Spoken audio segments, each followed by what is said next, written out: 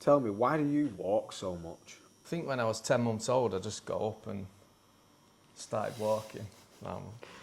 Yeah, let's start from the beginning. Let's start from the When beginning. you were in nappies, I walk all the time and I like go out every day. So it's the first thing I do with my day. I'll get up before I even do anything else. I'll get dressed and I'll go and do like an hour's walk. It just sets me up for the day perfectly, I feel. Like puts me in a good mental space, a good physical space. Build like websites and do marketing and stuff like that. So literally sat down all day.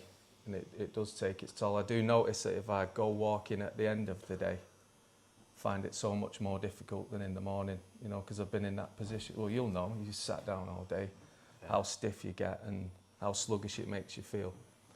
But I do find that if I go for a walk in the morning, physically and mentally, I have a much better day. Get way more work done, way more creative. I guess just because your blood's flowing to your brain, and even on the walk I'll have better ideas of what I want to get done that day than if I just get up and sit at the computer straight away, and just gets rid of that haze really. yeah. How long have you had this new routine then? It's got more intense as I've got older. Like as I've started to feel the benefits of it, it's just basically become my whole personality. It's all I really do. Work and walk is basically my life. But I just get so much joy out of it, and it's such a good hobby.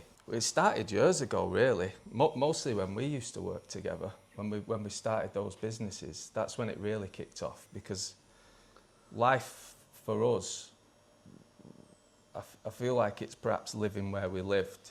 There was a culture of just going out, you know, you'll go to work, you'll get whatever you need to do done, the minimum maybe. And you'd wait for the weekend, and then you get together with your friends or whatever, and you just go out into town, you know, drinking, getting drunk. You don't necessarily want to be there, but that's just what everyone does. And I think I just got a little jaded with it all. You kind of lose yourself in it. You're doing stuff that you don't feel is productive or healthy. It's not making you happy. But anyway, going back to when we started those businesses, I feel like we really realised what an impact that was having on us mentally, going out, trying to get jobs done throughout the week, and then it comes to Thursday and that's the only day you start to feel like yourself again. So you've got one good day, which is Friday, to be super productive. You're back out on Saturday and the cycle repeats. My living for the weekend stopped, tapered off pretty steeply with when I started tattooing, and it's mainly because you can't tattoo, you know, if you're rough. You know, the day after you can't tattoo. No, I mean, with tattooing, it's such a focused job, like mentally focused. People don't seem to realise how long you sat there having to be 100% focused for. Sometimes, 6, 7, 8 hours if you've got a big project on. If you're rocking up at 20% of your ability or mental capacity, you're not giving it all, but you still get the job done, but you feel terrible at the same time. I've got a job to do, and I should be doing it as best I can, because if not, why am I doing it? I should be doing something else if I don't want to give this my all. And what I found with drinking at weekends was that I could not give it my all because my energy was low. And it was actually, you know, stopping drinking as a hobby that's what supercharged my tattoo career. But I mean, that goes back to what you do now. You live clean and you don't do that, and that's why you feel so good and creative when you're doing your websites. Yeah, well, exactly. I always say when I talk to people about it, I say I traded hangovers for hikes, because that's literally what I did. Instead of waking up on a Sunday feeling awful, I'd wake up and I'd go out on a hike. And once you've done that once, twice, you know, a few times, and you really start to feel the difference it makes on the way you think, on the way you feel, on the ideas that you have, the work that you get done, the quality of the work, you soon realise that you've spent so much time that feels wasted. And once you've got a taste for it, for me anyway, once I've got a taste for it, I mean, I've put it this way, I've not drunk I've not drank alcohol for like 5 years. It's been that long now. Yeah, I mean, and I don't say, I do drink, but I just choose not to. Like, I don't go around saying, oh, I don't drink. It's just that I don't put myself in those environments often, hardly ever. And if I do, I might have a drink if the occasion calls for it. But it's not even about drinking, it's more about being drunk. I can't remember the last time I was drunk. And I think that's the difference. Yeah. So you can't fulfill your potential in your job if you were drinking, and I know this because I've quit. I've gone completely teetotal for quite a long time, and then I've introduced it again, and then I've gone back, and there is a massive difference between, let's say, going for a walk, having not drank for, even 6 months, never mind 5 years. That walk is a completely different walk for if you had a drink a week ago, because the science says that the damage done takes 6 months to repair from in your brain, and that to me looks like, looking at, I don't know, some baby chicks that have just been born, or a load of lambs that have just been born, and you think, oh, look at them, that's awesome then. But with alcohol in your life, or any vice really, it's not just alcohol, is it? But any vice in your life, you're not living life clearly.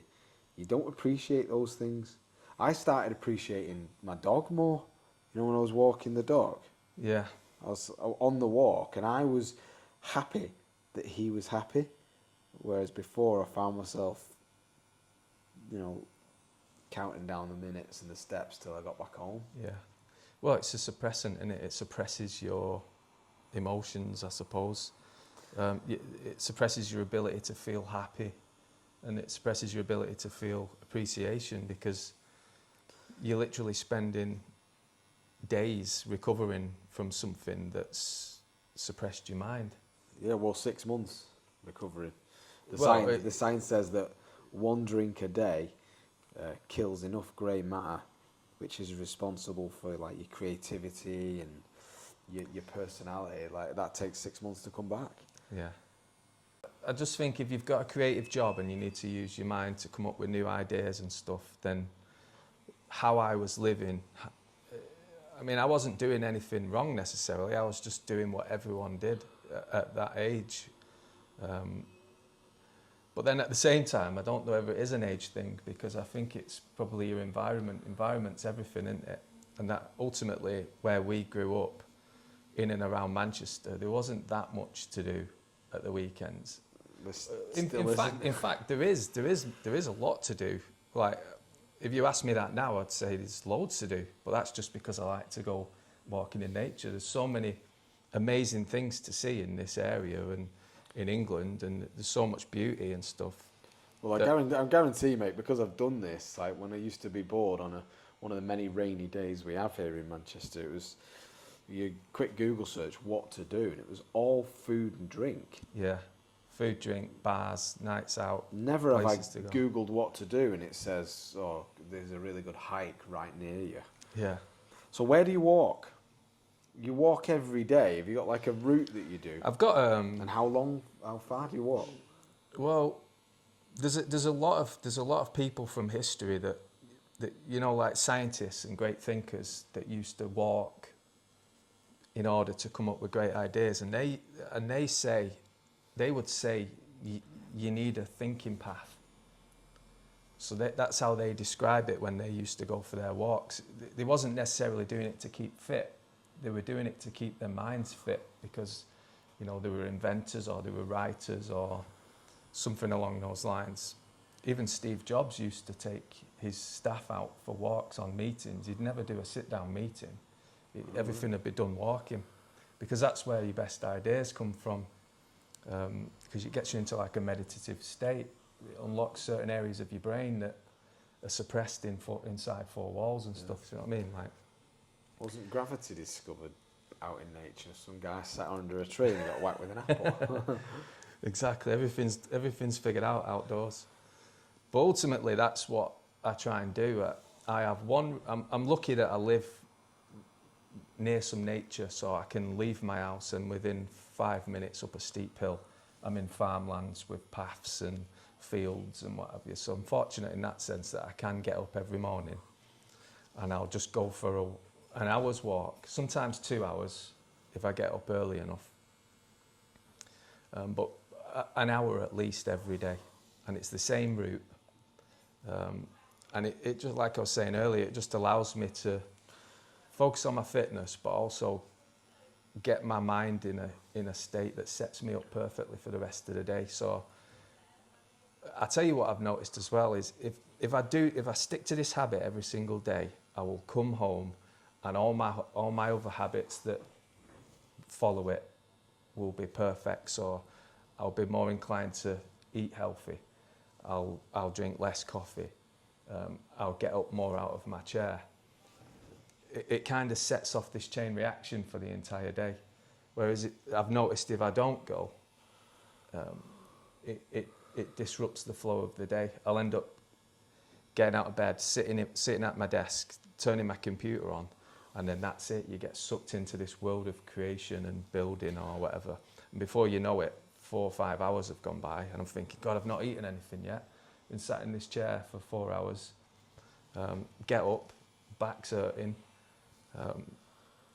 Then I might think, do you know what, I'm feeling a bit sluggish, I'm going to have an extra coffee. And so before you know it, you've not done any movement, you've not done any exercise, you wired off 2 or 3 coffees, and you look at what you've achieved I look at what I've achieved in a day, and most of it has just been messing around, you know what I mean? Like trying to find inspiration online or getting sucked into articles and I've done no fucking work. I've just been like pissing around, whereas when I've been for my walk, I have so many ideas because they just come flooding out that when I get back, I'm excited to implement them when I sit down. Yeah, you're talking. But I won't sit down until I've had my breakfast. I've got all those things out of the way. But then I get straight into a flow of productivity rather than procrastination. You're talking about me there. I live in a place that's got, you know, nice walks around it, and I don't have a morning routine of a walk. I'm the guy that gets up. I'm attracted to screens right away. I'm craving coffee right away, and I definitely think it's something I should introduce. Do you ever feel like not going? You know, when it's raining or. I find it a lot easier to get caught in the rain than setting off in the rain. I think most people would agree to that. Like you look out and it's pissing it down, it's like, ah. But the thing is, when you do it every day, for me, I do go in the rain. So if it's raining, I'll still go. You know, I've got all the right gear and stuff. Yeah, you told me that quote that there's no such thing as bad weather, only bad gear. Yeah, well, exactly, yeah. I mean, people call the weather bad, but there's no such thing as bad weather unless it's destructive weather, but it's just weather, innit? But yeah, if you live where we live, if you're going to let the rain put you off... Yeah, you'd never do anything. You'd never do anything. You'd never go. But yeah, I'll go, and sometimes the rain looks worse than it is. You'll get out and you don't get as wet as you think you're going to. It's just terrible when it's raining so bad that it starts to soak through to your skin, regardless of what you're wearing. But I think, like I was saying, because I do it every day, it's just become a part of what I do. So I will accept that I'm going to get wet. It doesn't bother me as much, but I do. Obviously, going out when it's sunny, it's so much more inspiring. Yeah. I have way more ideas when the weather's nice than when it's bad, because you spend most of your walk just trying not to get pelted in the face by the sideways rain or whatever. Have you spent a lot of money on gear? Do you know what? I have spent a lot of money on gear, and what I found, I'd spend like 500 quid on a coat because I was convinced, I'm into walking, I need all the best stuff, it's important. You know, you talk yourself into making these purchases, don't you? Oh yeah. I think, you know, it's going to keep me dry, it's what I need. But then I've discovered that I was still getting wet with all this Gore-Tex stuff on. I'm like, what's the fucking deal here? So I started to look into it, and I saw some guy make a video, and he was saying that he highlighted that these 500, 600 pound Gore-Tex coats and stuff, they have special fibres in it, and they're designed to keep the water out, and they're also designed to allow your sweat to escape, you know, so that you don't get wet inside. Yeah. But I was getting home and I was thinking, fucking hell, I'm wet inside, I'm sweating, and I'm wet on the outside from the rain. Is my coat leaking? And then anyway, the point that I figured out that this guy was saying is that it can't do both. The fibres cannot stop water getting in and allow your sweat to get out at the same time. So basically, you're paying all this money for something, for this coat that you think is going to keep you dry, and it doesn't actually work. It's a bit of a con. Ooh. Do you know what I mean? Like it's keeping water from getting in, but it's also because that water's trying to get in, your sweat can't get out. It can't do them both at the same time, if you know what I mean. Has this fella tested all that? Yeah, he's tested it all, so if you've got a Gore-Tex coat, and say you just walked in the snow, you're not getting wet, it's going to keep you dry and it's going to allow your sweat to escape and it'll keep you cool. And it does the job perfectly there. But if it's raining and you're active and you're sweating a lot, then you get just as wet on the inside as you do on the outside. So anyway, I've stopped buying expensive gear because you could probably buy a 20 quid rain jacket from somewhere and it'll do exactly the same job as a £500 one. So the moral of the story is, if it's going to rain and you're out hiking, just accept you're going to get wet. There's no amount of gear that's going to stop you from getting wet. Yeah. You just got to accept that you're in the outdoors and you're going to get battle with the elements at times.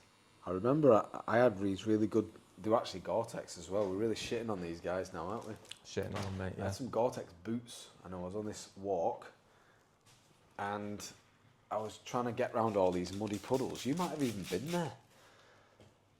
And I got so sick of trying to get around all this bog and marsh that I just thought, what am I actually trying to do here? I'm trying to just stop my socks and my shoes getting wet. My feet get wet all the time in the shower and the bath. So I just took my shoes and socks off and just walked straight through the middle of the bog and got all my feet muddy and wet. And then when the walk was over, I just dried them or let them air dry and then put my shoes back on. I was like, what's the point in this gear? What's the point in this gear? So There's no fucking maybe point, it's the same with... It's like, I don't know how to describe it, but it's almost a con, which is most of the world, isn't it? Yeah. Let's create this thing that we pretend people need, but it doesn't actually work. It's like the technology of it is so good, it does keep water out, like it can piss it down and it'll keep it out, but you'll end up wet from your own sweat because it can't evaporate whilst it's raining. So you still get wet on the inside.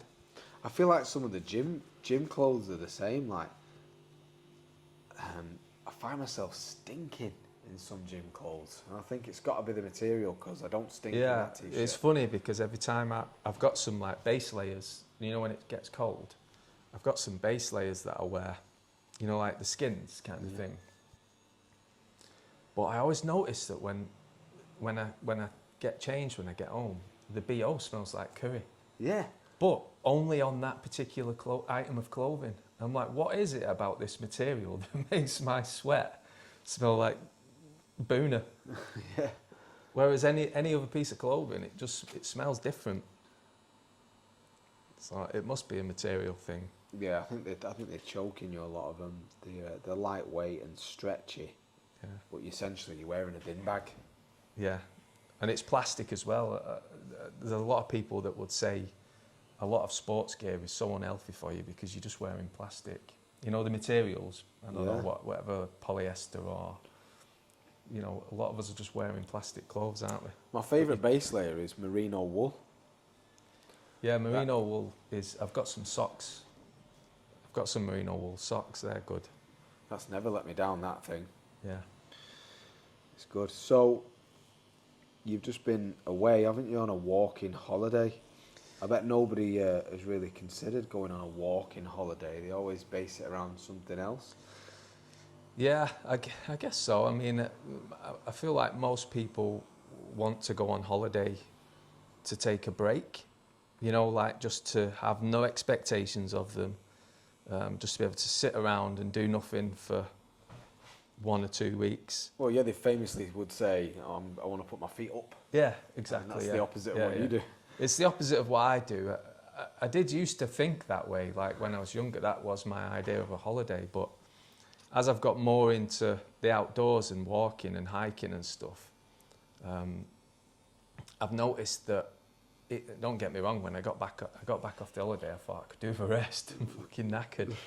But I went to the Jurassic Coast in Dorset, so we've kind of just, every day we was out doing something, hiking.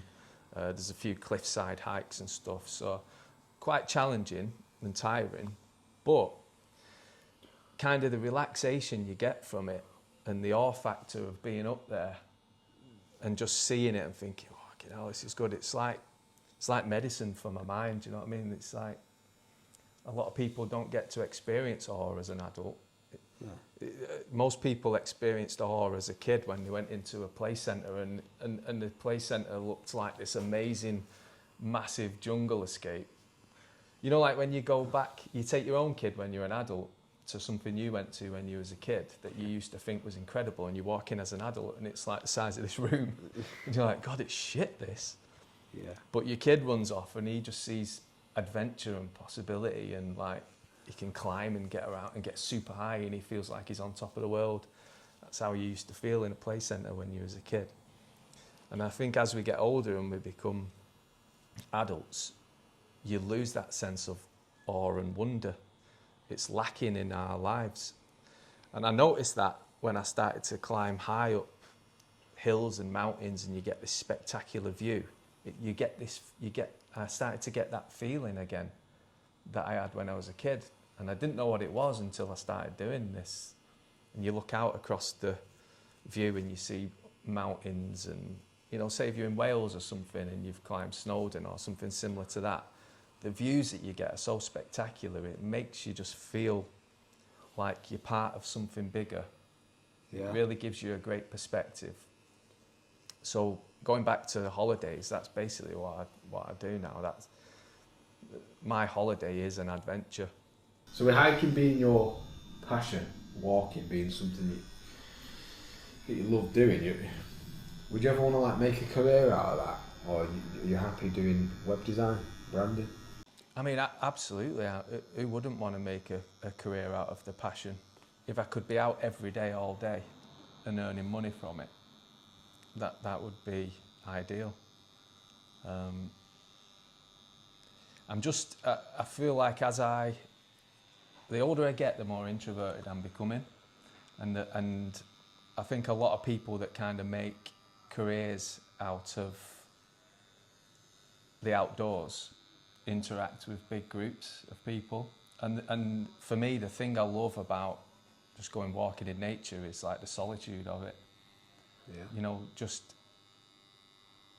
the time alone, the peacefulness. So it'd be great to figure out how to make that a career out of something. Most people, if you want to be successful in this life, you know, hyper successful, you have to be extroverted in this world. Like, I feel like the more extroverted you are, the more success you'll likely have. Hiding away from the world, it doesn't get you very far. So, but my extrovertedness is always forced. I always feel the happiest when I'm just out walking in nature with my own thoughts, or if I am with someone, it's someone that I enjoy spending time with, like yourself or my wife or whatever, you know, someone I can feel at peace with and have a good conversation. Sounds like the beginnings of maybe an author or something. Well, I love writing. I've always loved writing since being young. I've tried lots of different things in the past. I got into web design by starting my own blog, so I used to write a lot about food and fitness after I studied that, something similar at university. Getting into that and writing about stuff was a way of expressing ideas. And that's what led me into web design, because I started to learn how to build my own site, take care of my own blog and writing and site and put that out into the world and stuff, and it just led down a different kind of path. And it's something that I do now. Like, I love to sit and write about nature and hiking in nature and the benefits of it and how it makes you feel. And perhaps not that it's good for you, just that because people know that walking's good for them, you know what I mean? Like, you don't need to be told that going for a walk in nature is good for you, but it's more about the philosophical side of it, really, and I guess the benefits of being in those environments and how it can make a walk more profound when you start to notice things. A lot of people will go for a walk and they'll get distracted in their own thoughts and they won't pay attention to the environment.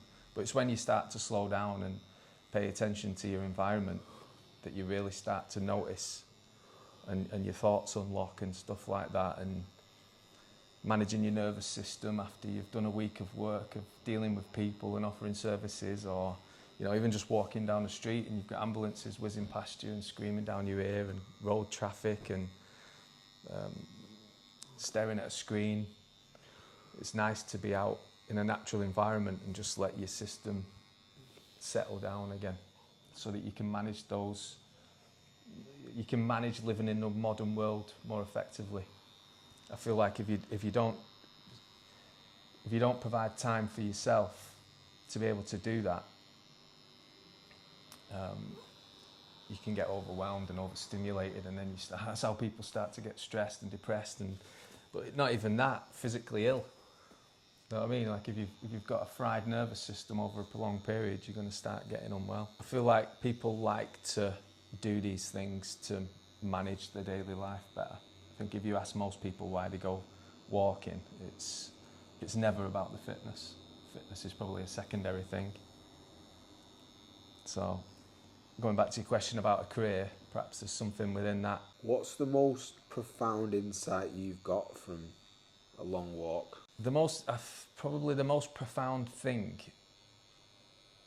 that I've learned from walking in nature, it's being able to spend time with yourself. People don't spend enough time with their true selves. Like, you go about your daily life and you wear many masks. You've got your mask that you wear when you're with your parents, when you're with your partner, when you're with your friends, when you're in the workplace. You're always being somebody, whatever's required of you in that moment or in that environment. And sometimes you can lose track of your true self and how you really feel and what you really think and what you'd really like to say.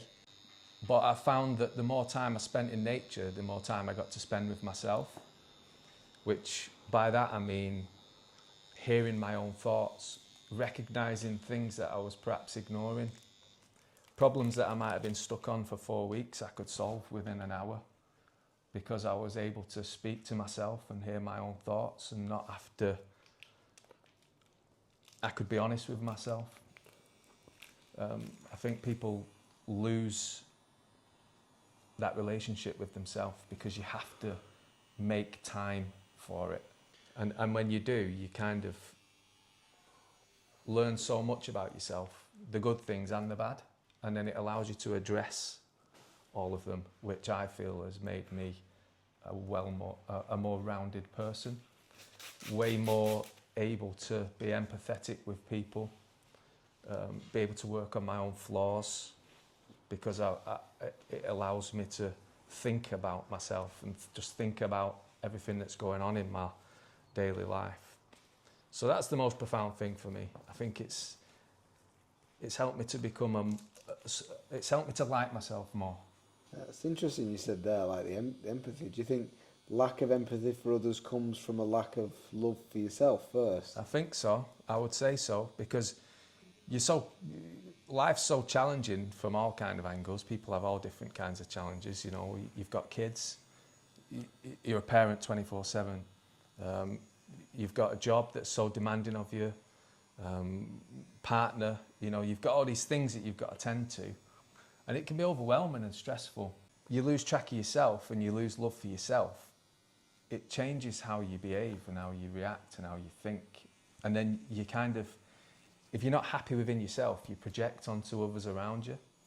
And mostly if you're being a bastard with somebody, it's probably because you're projecting something that you're not happy about yourself. Yeah, you see that so much in traffic, don't you? Yeah, I mean, most road rage probably comes from someone having a bad day. Yeah. And you're just going to shout, you're just going to call someone, whatever comes to mind at that time, and you start shouting and screaming or whatever. I remember a few years ago, me and you drove past someone who was stuck in the snow in a car. And as I slowed to help him, you went, "Oh, fuck it." I'm just wondering now, like, do you remember that? I'd stop now. Yeah, did you? I do remember it. I think about it because I remember. Did you have a lack of love for yourself by then? Yeah, I certainly did, and that goes back to what we were saying earlier about going out drinking and stuff. Meet up with your mates, go out drinking. There'd be people there that you'd spend time with on a night out, and you didn't really know anything about them. You might not even liked them, but they were just part of the thing. So you start to feel lost and unauthentic in your life. It's like, I'm doing something, I'm unfulfilled, it's boring, something's missing, my life's shit. And I guess a lot of people can relate to that. Something's missing in my life. I don't know what it is. It just doesn't feel right. And it's usually because of what you're doing and the company you keep or the environment that you keep. And when you feel like that, you don't have a lot of love for yourself. And like you're saying with the vices earlier, mine was always eating. So I'd always feel better just scoffing a load of biscuits. And then that, in that time, my weight would be up and down, and I'd constantly be forever fixing it. And we had just come from a restaurant, a very gluttonous restaurant, a country pub where we have 5 courses full of loads of food. So maybe you were just full. Yeah, probably. I think my point, going back to your question, is I was probably just more like, oh, fuck it and fuck everyone. Let's do, can't be asked getting involved with this and that. And, but that kind of mentality comes. I think what I'm trying to say is that kind of mentality comes from how you behave in your life at that time and what you do and your experiences, and not spending enough time with myself, and not going back to that is not spending enough time with myself to recognise my flaws. And your flaws just come out naturally then. And you're saying, do I remember it? I do remember it because I remember how you reacted. And then I thought, fucking hell, am I a twat? And when you have profound moments in your life where you just remember random stuff, that's one of them. We drove past and you're like, why would we just keep driving? They're literally trapped in the snow. Let's help them. I've got a tow bar. Yeah, and that's a good example because, like I was saying, one of the most profound things is you spend enough time. You don't want to spend too much time with yourself, obviously, but you spend enough time with yourself, and walking out in nature gives you that time, and it allows you to think and reflect a lot, and you start to realise that some of the problems, it might be me that actually. That's something I need to maybe work on or address. It's actually not my partner's fault, or it's not my friend's fault, or maybe helping someone would be a good thing. Maybe I need to do that better. And you do it enough over enough time, it changes you as a person, because there's nothing more effective than self-awareness. Yeah. Let me ask you about the duration of a walk then, because that's important with what you're saying. And I know this from my own personal experience, if you have that realisation on a 15-minute walk, you don't get time to delve deep into it. You might still blame someone else. But if it's a 6-hour walk and you realise that 20 minutes in, you've got 5.5 hours you cannot escape the fact that thing that happened was actually your fault. And with nothing else to do other than think, then I think you're going to have those realisations, and then what comes off the back of that is maybe you apologising for something or setting something straight at least, and then getting on with your life with a better energy. I think when you're talking about duration, you can go for a walk in nature, and there's studies been done that show that your stress levels will drop after just 10 minutes of walking through a forest. So, and they tested that through like a salivary cortisol test. So, you know, the study's been done on this stuff to see what effects it has on the mind and the body. But 10 minutes in, you're not going to start figuring out profound lessons like you're saying. You know, you're going to need a bit of time to recover from your daily life or the stress of daily life. So you probably go through, you always find that you might go through the motions. You'll go out with a bit of tension, whether it's after a long day, or whether it's after a long week. Say you're going out at the weekend for a longer hike. You might go out with a bit of tension that's built up from all the demands, you know, people and things pulling you in a million different directions every day. It might take 10 or 15 minutes, like you're saying, for your shoulders just to drop and for you to just kind of relax into it and all that tension's melted away. But, you know, you might need, once you've gone through that kind of process, you're going to need a bit of time undistracted as well. So, if you're out in a group of friends walking, you're not going to get that ability to self-reflect because you're going to be in more of a social group. But if you're with somebody that you're happy being comfortable in silence with, like a close friend or your partner, or you go alone and you've got that solitude, then once you've gone through the motions of all the chemical reactions and your nervous system starting to relax, then it turns to like more of a mental thing. So there's this concept that you're in a place where there's enough stimulation just to hold your attention that allows you to kind of daydream a little bit. So you're not being distracted or overstimulated. So you might be sat looking at the trees swaying, or you might be sat watching the river flow, or something along those lines that just captures enough of your attention to put you into like a meditative state. And then that allows you, it's called the default mode network, where your brain comes into this. Have you ever like driven somewhere and then 20 minutes later woke up from a daydream? You've been driving perfectly safe and well, but then you realise, how the fuck did I get here? All the time. All the time. That's the default mode network at work. So your brain's in this mode where it just becomes meditative. Right, we're having camera issues. Whilst talking about flow, our flow was interrupted. Yeah. This camera keeps overheating. The main argument for people, if they say, yes, Steve, that's great, like your life supports being able to go for a walk, but I haven't got time for a walk.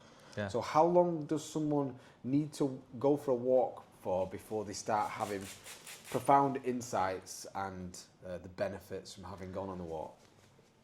It's hard to generalise, because how could you measure that? Because everybody's going to have a different experience. But you could, from my experience, you could 30 minutes at least, 20 to 30 minutes, you could easily go for a walk in nature and get into that state.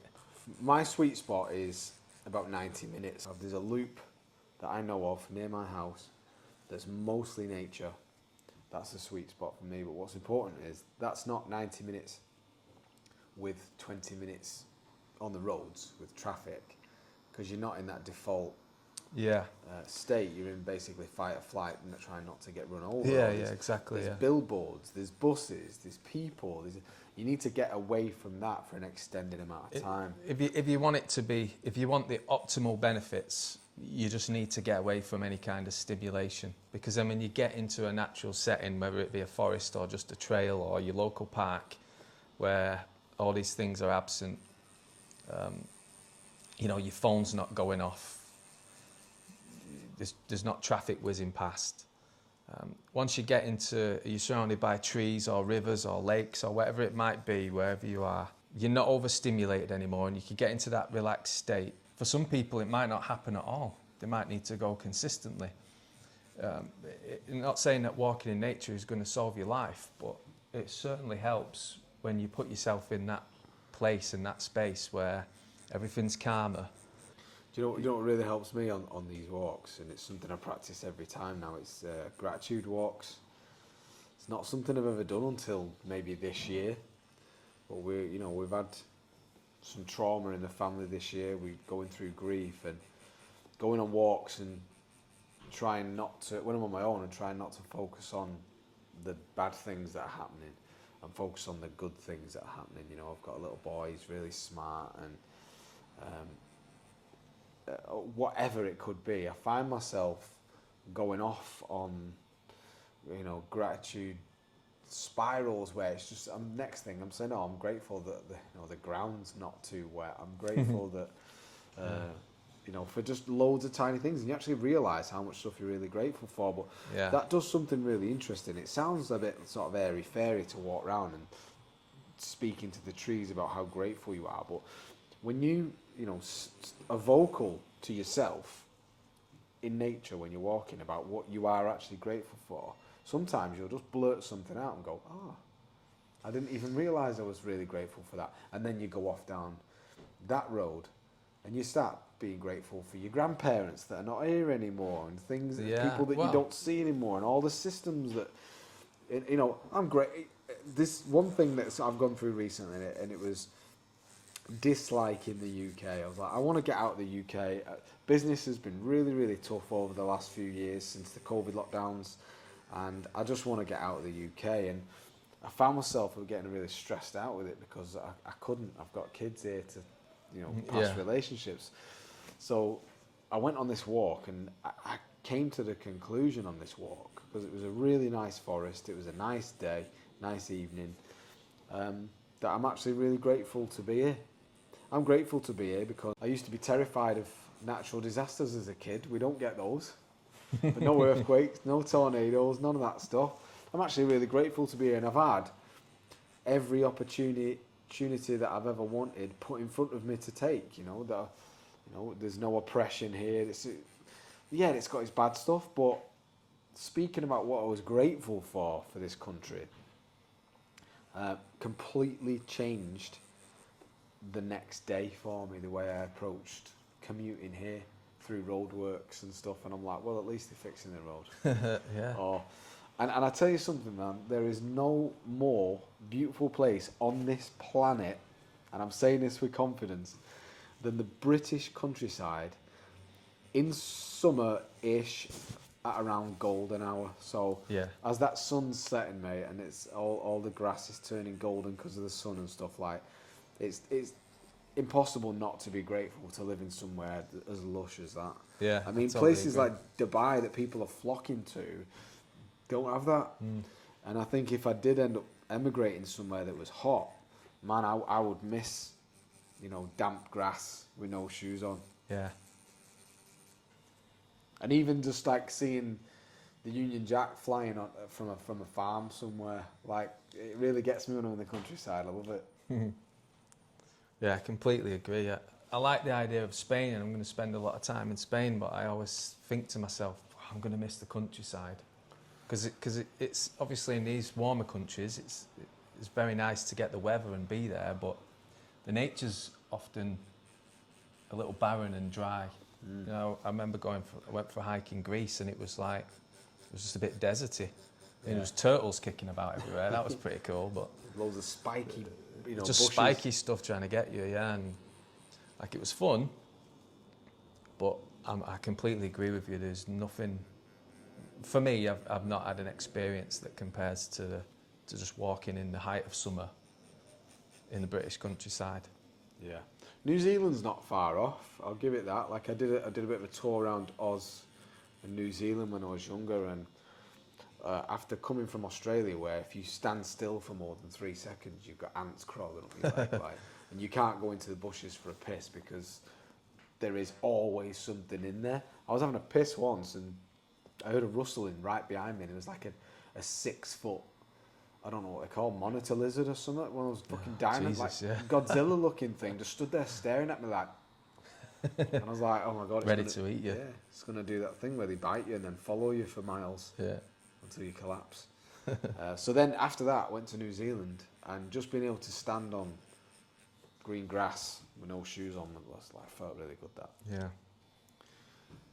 So you're in the digital corporate kind of world, designing websites, doing branding, using a laptop all day. So I guess most of the world is doing that as well. What would you say to people who are in those kind of jobs, what do you think they're missing out on by not going for a walk in nature after being sat at a desk all day? Well, a few things really. I guess longevity is a profound one. Like people tend to be living longer these days, but not healthier. So when we've got so many jobs now that are inactive that require you to sit down, like the long-term effects of that are often your mobility, the sacrifice of your mobility, unless you're doing something to counteract it. And there's nothing more primal than walking in nature in terms of building your leg strength, core strength. So there's certainly that. And the other one is if you're in a job that requires you to think, you want to be getting outside and you want to be exploring nature just because of the mental benefits that it gives you and the ability to come up with new and fresh ideas. Just the way that it unlocks your mind compared to trying to solve a problem sat in a room. You know what I mean? Like if you did you ever play computer games when you was a kid? And you got stuck at a certain point, like on a level, and you just couldn't get past it, you couldn't beat it, and you give up, and then you'd try again the next day, and you do it first time. Yeah. It's a common thing, isn't it? It's usually because you've kind of moved away from the problem, and you've not necessarily gone for a walk, or you might have gone and played out or whatever, but it's usually you've slept on it, and your brain's figured it out while you're asleep or whatever. But it's just that concept of stepping away from problems and putting yourself in an environment that just allows you to think differently. And being out in nature is, you're not confined to space. Like we're sat in this room now and we're confined to like, I don't know, 3 or 4 meters squared. But when you go outside, it's so open and vast that it almost feels like your mind is able to open up into that space as well. So, is that why we enjoy being in buildings with high ceilings? I guess so. It feels more spacious, and nobody likes to feel confined, do they? I mean, some people might, but the thing I experience is if I don't go out for a walk, I start climbing the walls. Like I start to feel really frustrated. Like, yes, we need to live in homes and houses, and we're all nice and warm, and it keeps us safe and stuff, and it's a marvel that we've created these things, but it's not natural to be confined to this space. Like we're designed to be outside. Like your nervous system knows that as the truth. It's not designed to be in a fake world that overstimulates you. Yeah, with false light as well. With false light, hard surfaces, sharp corners, overstimulating and yeah, it might be nice to look at an iMac because it looks all slick and stuff, but it's not natural. It's not like your brain is designed to feel calm looking at trees, because trees are made up of fractals, which are like recurring patterns, patterns that repeat over and over.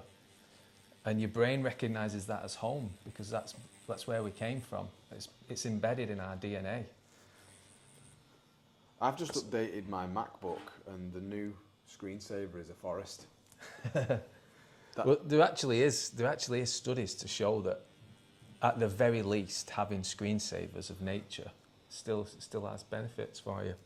So if you're in that, like going back to your early question, one of the things you can do is set your screensaver to a picture of something in nature. It might just make you feel better. But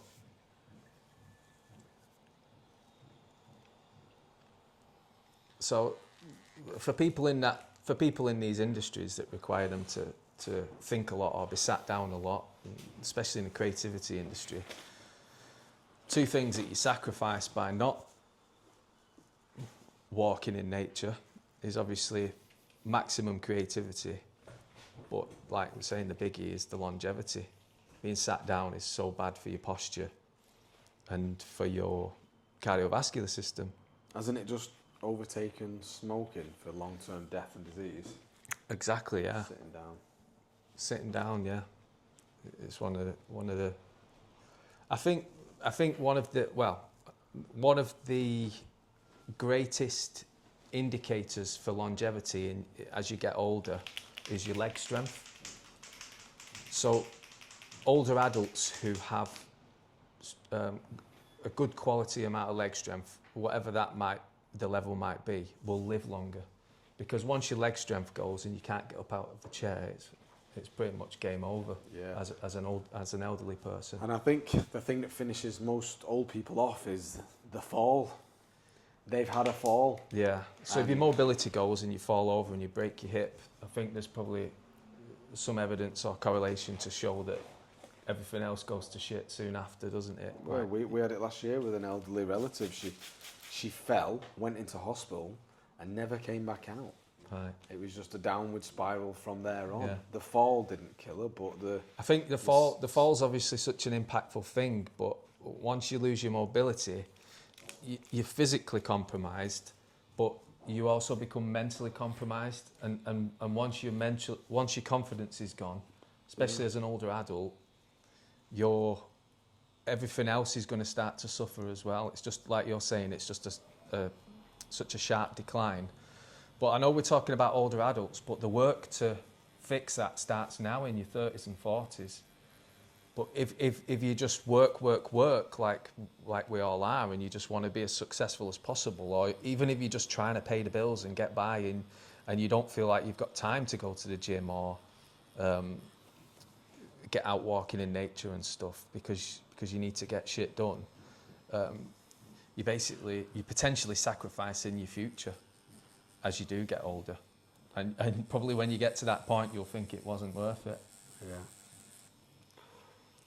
yeah. For people who always say, I don't have time, it's actually bullshit. That it just means that they don't. It is bullshit. Find it a priority. And anybody who sits at a computer all day, whether you're in web design, graphic design, marketing, or tattooing, and you're designing, and you know full well that at least 3 hours of that day are going to be just fucking reading pointless stuff, or being distracted. You're not getting 8 hours work of designing done. Do you know what I mean? You might get a good solid 3 or 4 high quality hours of work, and the rest of it is just faffing around. So if we're honest with ourselves, there's always time to find an hour, even if you're just getting up an hour early and just getting out on a walk or whatever. Yeah. You can always find the time, and that's something I've learnt myself, is because I probably used to think like that, and now it's just a habit, and I find the time no matter what, because it's just embedded in my day. It's like brushing your teeth now. Exactly, brushing your teeth or whatever. Like, do you know what I mean? If you opened your phone and looked at the amount of time you spent on your apps, it probably says 6 hours or something. Yeah. Do you know what I mean? It counts up the time, doesn't it, that you spend on your phone. Time on Instagram today, 2 hours. Yeah, just replace that with a walk in nature. Yeah. Because the thing with scrolling social media is, you tell me what you watched 3 or 4 videos ago. It's all gone out of your brain. You've sat there for 2 hours doom scrolling this thing, procrastinating, knowing you need to get started on something, but you're just putting it off for a little bit because you start having your coffee and you're scrolling or whatever, and then before you know it, an hour's gone, 90 minutes has gone, and then you think, oh shit, I better get started now, I better get some work done. That time could have been put into going for a long walk and unlocking some new ideas that, like I'm saying, then you're excited to get back and implement them into the project or whatever it is that you're doing. Completely transforms your day. And like you say, you win enough days, you'll win enough weeks, you'll win enough months, and then before you know it, you've had a brilliant year because you've incorporated these new habits that encourage the good. You've got to create the good, haven't you?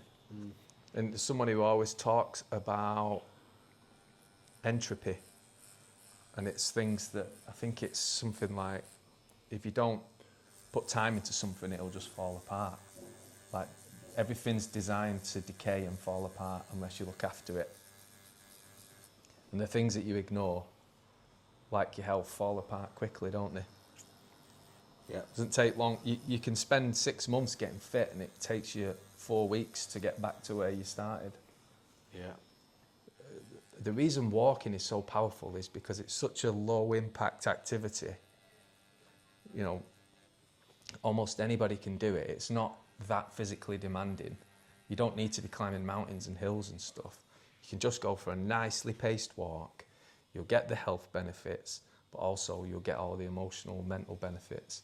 And it's all about the nervous system and bringing that back into balance, because everyone's nervous system's just hammered every single day just from being in modern society. Anything's better than nothing. If all you've got is your block, then go for a walk around the block, you know. But if you want ultimate effects and a profound experience, then walking in a natural environment, in nature, whether it be your local park, forest, by a lake, reservoir, whatever you've got accessibility to, I guess that's where the magic happens, for me anyway. Yeah, and me. Yeah. Cool. Well, we're done. Should we go for a walk?